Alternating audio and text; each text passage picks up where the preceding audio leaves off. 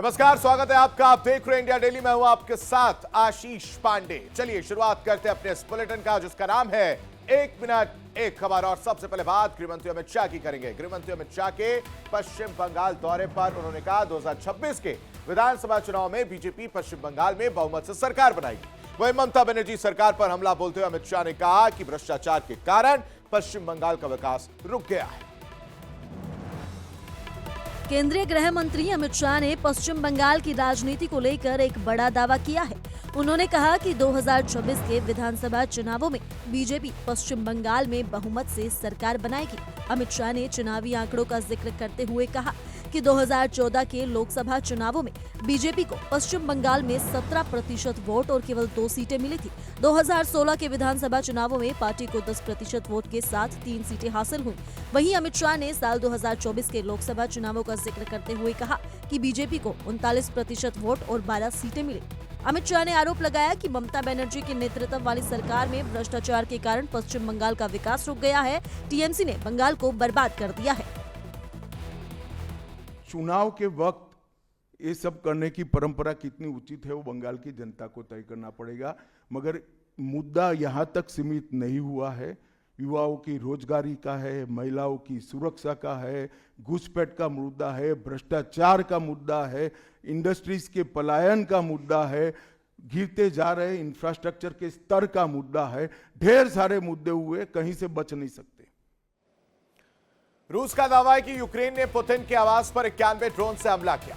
रूसी air defence ने सभी ड्रोनों को मार गिराया और इस हमले से भड़का रूस अब कीव पर बड़ी कार्रवाई करने की तैयारी शुरू कर दी। रूस और यूक्रेन के बीच पिछले करीब 4 साल से जारी युद्ध को खत्म कराने के लिए एक तरफ जहां शांति समझौते पर बातचीत चल रही है, वहीं सोमवार को एक बड़ा घटनाक्रम हुआ। रूस के विदेश मंत्री सर्गेई लावरोव ने यूक्रेन पर राष्ट्रपति व्लादिमीर पुतिन के आवास पर 91 ड्रोन से हमले का आरोप लगाया है। उन्होंने बताया कि ये हमला नोवगोरोड इलाके में स्थित राष्ट्रपति के आधिकारिक निवास को निशाना बनाकर किया गया। लंबी दूरी के ड्रोन से ये हमला 28-29 दिसंबर की दरमियानी रात को किया गया था। हालांकि रूसी एयर डिफेंस सिस्टम ने सभी ड्रोन्स को हवा में ही मार गिराया। उन्होंने इसे यूक्रेन सरकार का प्रायोजित आतंकवादी हमला करार दिया और कहा कि ऐसी हरकतों को बिना जवाब दिए नहीं छोड़ा जाएगा। इस हमले के वक्त राष्ट्रपति पुतिन वहां मौजूद थे या नहीं, इस बारे में फिलहाल कोई जानकारी नहीं दी गई है। नए साल के जश्न से पहले श्री माता वैष्णो देवी तीर्थ में श्रद्धालुओं की भारी भीड़ देखने को मिल रही है। देश के अलग अलग राज्यों से बड़ी संख्या में भक्त माता के दर्शन के लिए कटरा पहुंच रहे हैं। नए साल के जश्न से पहले श्री माता वैष्णो देवी तीर्थ में श्रद्धालुओं की भारी भीड़ देखने को मिल रही है। देश के अलग अलग राज्यों से बड़ी संख्या में भक्त माता के दर्शन के लिए कटरा पहुंच रहे हैं, जिससे पवित्र गुफा और यात्रा मार्गों पर रौनक बढ़ गई है। संभावित भीड़ को देखते हुए प्रशासन और सुरक्षा एजेंसियों ने सुरक्षा व्यवस्था कड़ी कर दी है।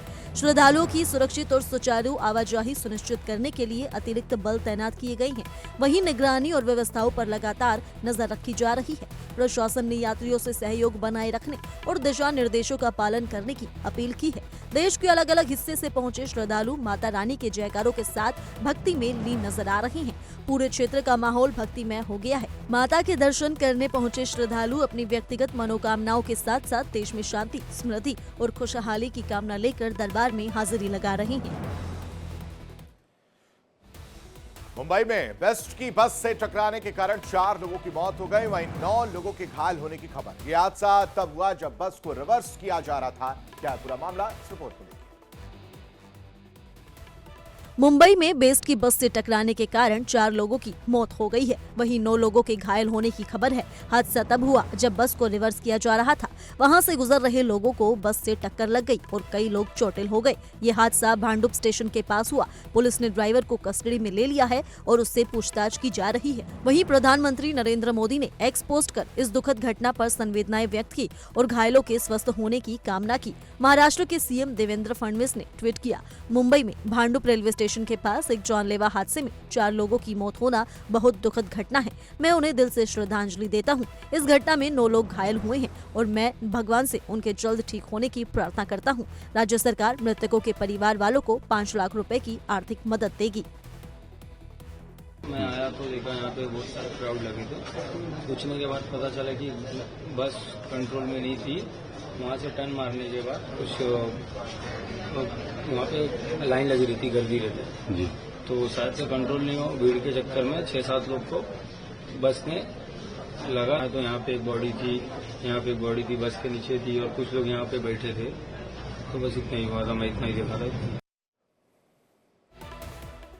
दिल्लीवासी फॉग, स्मॉग और ठंड की ट्रिपल अटैक चल रहे हैं। घनी धुंध और स्मॉग के कारण विजिबिलिटी कम होने से फ्लाइट कैंसिल और डावर्ट होने की परेशानी अलग से उठानी पड़ रही है। घने कोहरे की वजह से अगर बात की जाए तो अब तक 118 फ्लाइट जो है वो कैंसिल हो चुकी है। दिल्ली और नोएडा में कड़ाके की ठंड पड़ रही है। परसों रात की तरह बीती रात भी इतना कोहरा छाया कि विजिबिलिटी 0 रही।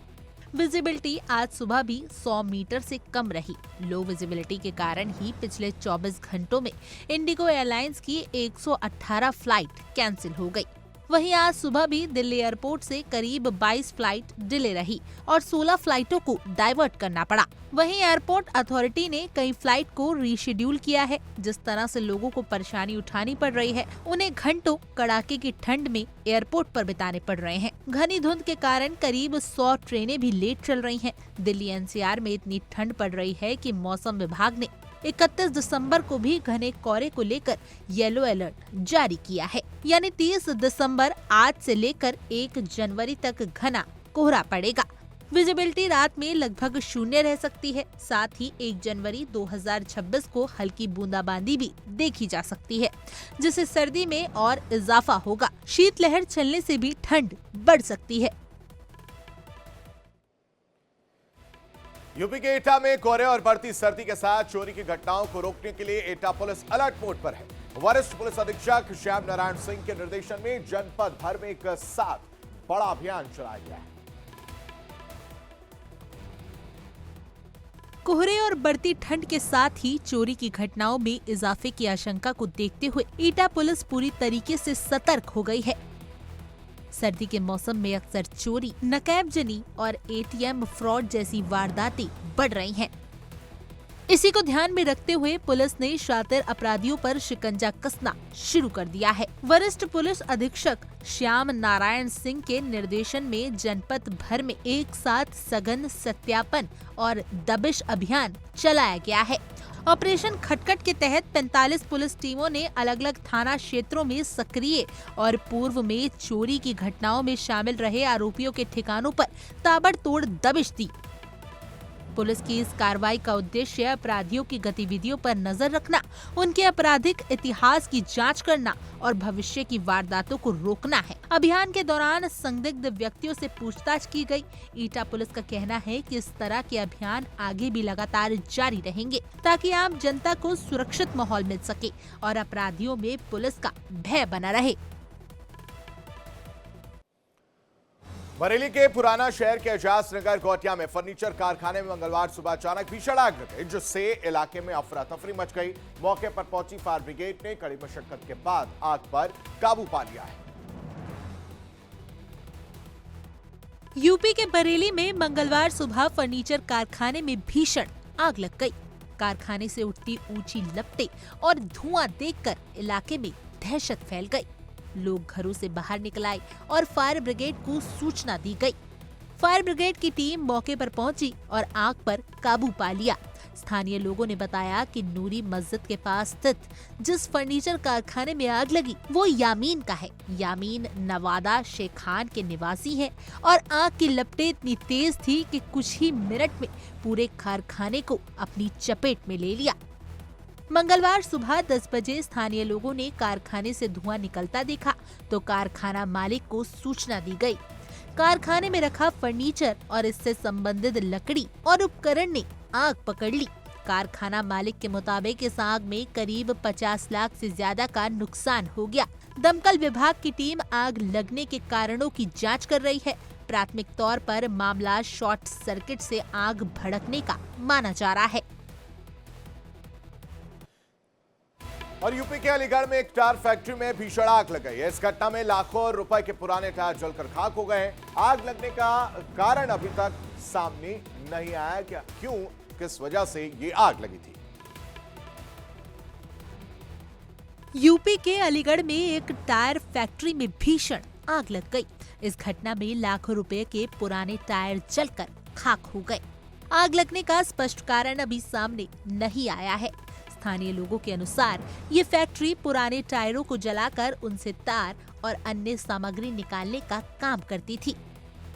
सोमवार तड़के करीब 4 बजे फैक्ट्री से आग और धुएं का गुब्बारा उठता देखा गया। कुछ लोग बिजली की तारों से निकली चिंगारी को आग का संभावित कारण मान रहे हैं। आसपास के लोगों ने तुरंत फायर ब्रिगेड को सूचना दी। मौके पर पहुंची फायर ब्रिगेड की टीमों ने कई घंटों की मशक्कत के बाद आग पर काबू पाया। आग से हुए नुकसान का सही आंकलन अभी नहीं हो पाया है, लेकिन अनुमान है कि लाखों रुपए का नुकसान हुआ है। आग के कारण कस्बे में फैले प्रदूषण से लोगों को परेशानी का सामना करना पड़ा। स्थानीय लोगों का कहना है कि ये टायर फैक्ट्री राष्ट्रीय हरित अधिकरण के मानकों का पालन किए बिना संचालित की जा रही थी। नियमों की अनदेखी के कारण कस्बे में प्रदूषण की समस्या बनी रहती है, जिससे आसपास के किसानों की फसलें भी बर्बाद होती हैं। उत्तर प्रदेश के मऊ में नीलगाय कुएं में गिर गई, जिससे गांव में हड़कंप मच गया। ये घटना सुबह उस समय सामने आई जब ग्रामीणों ने कुएं से आवाजें सुनी। उत्तर प्रदेश के मऊ जिले से एक राहत भरी खबर सामने आई है, जहां समय रहते कार्रवाई से एक नीलगाय की जान बच गई।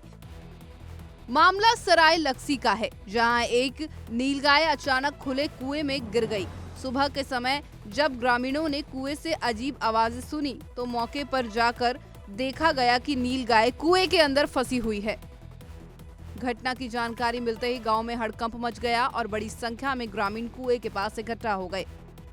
ग्रामीणों ने बिना देर किए वन विभाग को इसकी सूचना दी। सूचना मिलते ही वन विभाग की टीम तत्काल मौके पर पहुंची और नीलगाय को सुरक्षित बाहर निकालने के लिए बचाव अभियान शुरू किया। काफी देर तक चले रेस्क्यू ऑपरेशन के बाद नीलगाय को सुरक्षित कुएं से बाहर निकाल दिया गया। समय पर की गई कार्रवाई से एक बेजुबान जानवर की जान बच गई, जो प्रशासन और ग्रामीणों के बेहतर समन्वय का उदाहरण है। यूपी के प्रतापगढ़ में चिलबिला फ्लाईओवर करबला के पास भूमाफिया द्वारा करबला की जमीन पर कब्जा करने की कोशिश की गई है। जेसीबी से जमीन पर कब्जा करने की सूचना मिलने के बाद मौके पर हड़कंप मच गया। यूपी के प्रतापगढ़ में चिलबिलिया फ्लाईओवर कारबला के पास भूमाफियाओं द्वारा कारबला की जमीन पर कब्जा करने की कोशिश की गई। सुबह 10 बजे जेसीबी से जमीन पर कब्जा करने की सूचना मिलते ही मौके पर हड़कंप मच गया। सूचना मिलते ही आईपीएस प्रशांत हुड्डा के नेतृत्व में 4 थानों की पुलिस फोर्स मौके पर पहुंची। पुलिस ने तत्काल कार्रवाई करते हुए 2 जेसीबी मशीनों को सील कर दिया। इस दौरान कुछ लोगों को हिरासत में ले लिया गया।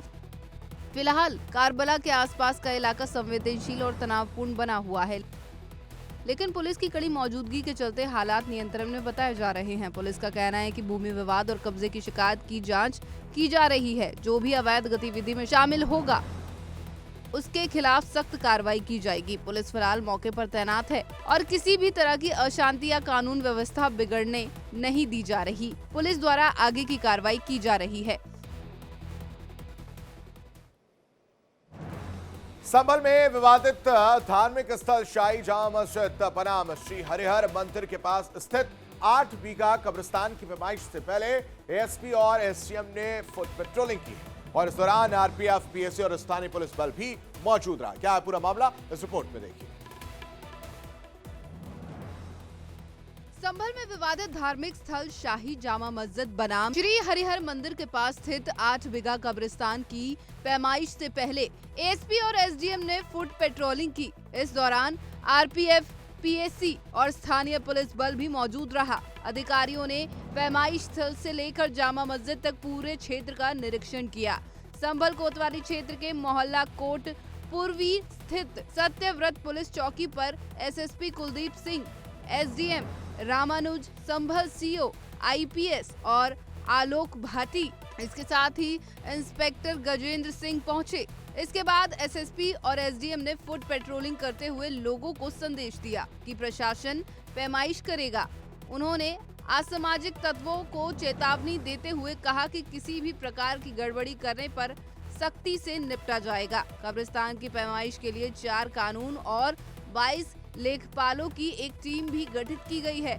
तहसीलदार संभल धीरेन्द्र प्रताप सिंह को इस टीम का प्रभारी बनाया गया, जबकि 3 नए तहसीलदारों को सह प्रभारी नियुक्त किया गया। नवी मुंबई से सोना लूट के आरोपी को पुलिस ने मुजफ्फरपुर से अरेस्ट किया। लुटेरे 2.5 करोड़ का सोना लूट कर छिपे हुए थे। एसटीएफ और मुंबई क्राइम ब्रांच ने इन्हें धर दबोचा। नवी मुंबई के नेहरू स्थित एक गोल्ड ज्वेलर शोरूम में हुई 2.5 करोड़ रुपए से अधिक की लूटपाट का पुलिस ने खुलासा कर दिया। बिहार एसटीएफ और मुंबई क्राइम ब्रांच की संयुक्त कार्रवाई में मुजफ्फरपुर से 2 आरोपियों को गिरफ्तार किया गया। गिरफ्तार बदमाशों के पास से लूटे गए सोने के कुछ आभूषण भी बरामद किए गए। वारदात के बाद आरोपी अपनी पहचान छिपाकर बिहार फरार हो गए। तकनीकी सर्विलांस और वैज्ञानिक जांच के आधार पर मुंबई क्राइम ब्रांच ने बिहार एसटीएफ से संपर्क किया। सूचना के सत्यापन के बाद संयुक्त टीम ने मुजफ्फरपुर के बेला थाना क्षेत्र में छापेमारी कर 2 आरोपियों को गिरफ्तार कर लिया। गिरफ्तारी के बाद मुजफ्फरपुर में आवश्यक कानूनी औपचारिकताएं पूरी की गई। इसके बाद मुंबई क्राइम ब्रांच की टीम दोनों आरोपियों को ट्रांजिट रिमांड पर लेकर मुंबई रवाना हो गई। वहां उनसे आगे की पूछताछ की जा रही है ताकि लूटे गए आभूषण की बरामदगी और गिरोह के अन्य सदस्यों की पहचान की जा सके। एमपी के जबलपुर की जीआरपी पुलिस ने प्लेटफॉर्म में चेक इन अभियान के तहत एक संदिग्ध युवक को हिरासत में लिया है। शातिर चोर से पूछताछ कर बैग की तलाशी ली गई।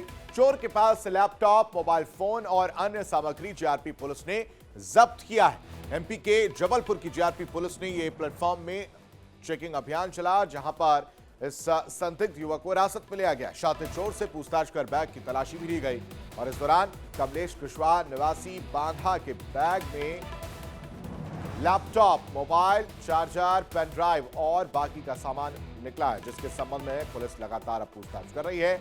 कमलेश कुशवाहा दानापुर एक्सप्रेस से बैग को चुराते हुए पकड़ा गया है।